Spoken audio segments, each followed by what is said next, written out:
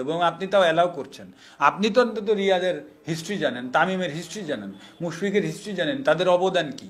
আপনি কোচকে সুস্পষ্ট ধারণা দিবেন না এটা নিয়ে? সে কখনো হয় না। বরঞ্চ ও আমার মনে হয় যে ওনারও শোনে যে তোমার আইডিয়া তুমি শেয়ার করো, হয়তো বা দু একটা নতুন আইডিয়া পায়, ও হোয়াট এ কোচ, এইসব বলেই শেষ।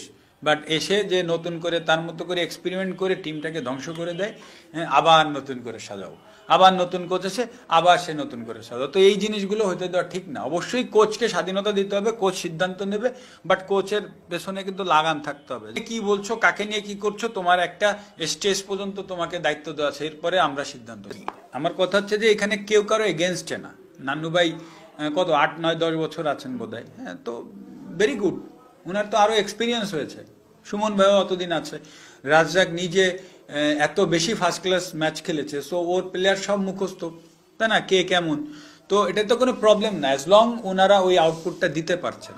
আর যদি ক্রিকেট বোর্ড না মনে করে যে না ওনারা ওই আউটপুট দিতে পারছেন না, তাহলে অবশ্যই নতুনকে, কিন্তু নতুনও যদি আউটপুট না দিতে পারে তো নতুন এসে লাভটা কি।